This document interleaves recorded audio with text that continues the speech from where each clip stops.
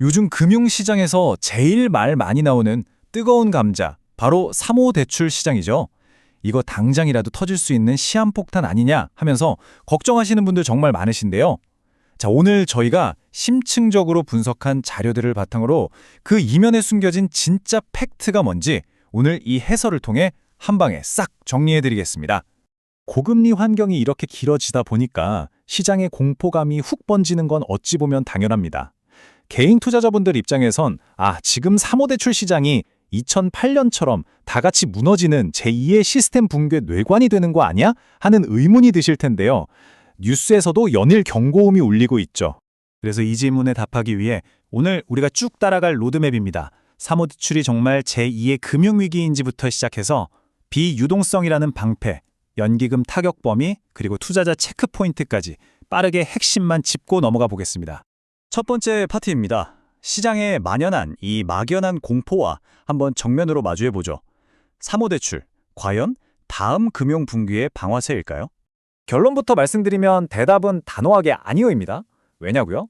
2008년 위기 때는 은행들이 언제든 시장에서 막 거래되는 악성 자산들, 그러니까 서브프라임 모기지 파생 상품 같은 걸 잔뜩 떠안고 있다가 펑 터졌단 말이죠. 근데 사실 지금의 사모대출은 퍼블릭 시장이랑 철저히 분리되어 있어요. 기관 투자자들이 만기를 딱 걸어 잠근 채로 들고 있습니다. 애초에 뼈대 자체가 게임의 룰이 아예 다르게 짜여 있다는 거죠. 여러분, 1970년대 은행들이 진짜 얼마나 편하게 돈을 벌었는지 아세요? 당시 금융권에 되게 유명한 3-6-3 법칙이라는 게 있었어요. 예금 이자로 3% 주고 대출 이자로 6% 받은 다음에 오후 3시가 되면 골프 치러 딱 나간다는 뜻이에요. 엄청 여유롭죠? 하지만 치열한 경쟁이 시작되고 인플레이션이 오면서 이렇게 평화롭던 은행들이 점차 리스크가 큰 자산 쪽으로 눈을 돌리게 된 겁니다. 자연스럽게 두 번째 파트로 넘어가 볼까요? 전통적인 은행과 비은행권 간의 수십 년에 걸친 자금 조달 줄다르기, 밥그릇 싸움 이야기입니다. 미국 금융 시스템이 어떻게 진화했는지 역사를 보면 꽤 재밌습니다. 미국인들은 원래 은행 권력이 커지는 걸 엄청 불신했어요. 그래서 1913년에야 중앙은행인 연준이 생겼을 정도죠. 그러다 1980년대 들어서 은행들이 몸을 좀 사리고 중소기업 대출을 꽉 막아버리니까 미국 정부가 안 되겠다, 우리가 직접 대출해줄 회사를 만들자 해서 BDC, 즉 기업개발회사를 장려하기 시작합니다. 이게 바로 오늘날 사모대출 시장의 뿌리가 된 거예요.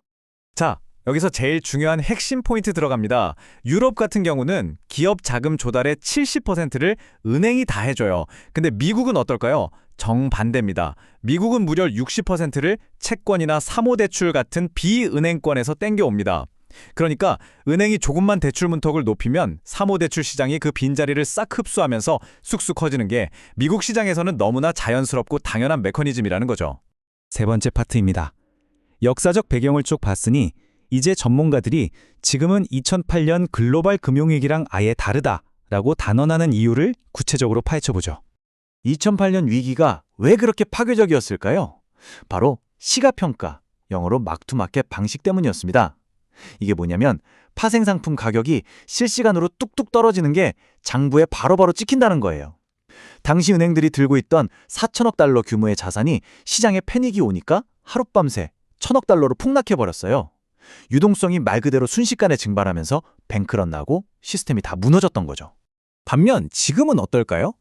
전문가들은 은행 전체가 와르르 무너지는 시스템 붕괴 대신에 이 세 가지 시나리오 중 하나가 될 확률이 높다고 봅니다. 첫째, 스태그플레이션으로 기업들이 되게 서서히 고통받았던 1970년대식 지연 모델. 둘째, 정크본드가 터졌던 1989년처럼 특정 부분만 국지적으로 터지는 모델. 아니면 셋째, 2001년 IT 버블 때처럼 기업들 파산은 있었지만 은행 시스템은 멀쩡했던 모델이죠. 공통점이 뭘까요? 네, 글로벌 붕괴가 아니라 특정 섹터만 아프거나 고통이 아주 천천히 분산되는 시기라는 겁니다. 자, 네 번째 파트로 가볼까요? 사람들이 흔히 사모대출의 가장 큰 약점이라고 생각하는 비유동성. 근데 사실 이게 위기를 막는 최고의 방패, 슈퍼파워라는 점을 알려드릴게요. 핵심은 이겁니다. 사모대출은 주식시장 같은 퍼블릭 시장이 아니에요. 당장 내일 팔아서 현금화할 수 없는 그 묵직한 비유동성을 감수하는 대신에 이자를 더 많이 받는 거잖아요. 애초에 실시간으로 막 거래되면서 가격표가 널뛰는 구조가 아니기 때문에 2008년 같은 갑작스러운 연쇄 전염, 즉 도미노 붕괴를 그 자리에서 뚝 끊어버릴 수 있는 겁니다. 아주 찰떡 같은 비유를 하나 들어볼게요. 퍼블릭 마켓은 불이 났을 때 모든 사람들이 한꺼번에 좁은 비상구로 몰려가서 압사 사고가 터지는 만원 극장이랑 똑같습니다. 이게 바로 뱅크런의 공포죠. 근데 사모대출은요, 타이머가 꽉 맞춰져 있는 시한금고입니다. 시장에 아무리 패닉이 와도 투자자들이 당장 내 돈 내놓으라고 한꺼번에 뺄 수가 없어요. 만기가 꽁꽁 잠겨 있으니까 자산을 헐값에 막 던져버리는 파이어 세일 위기 자체가 아예 성립이 안 되는 겁니다. 자, 5번째 섹션입니다. 오케이, 시스템 전체가 무너지진 않는다 쳐. 근데 고금리에 못 버틴 기업들이 파산해서 진짜로 부실이 나면 그 타격은 누가 다 받는 거야? 궁금하시죠? 국민연금이나 대형 생명보험사 같은 큰 손들의 자산 배분 비중을 한번 뜯어볼까요?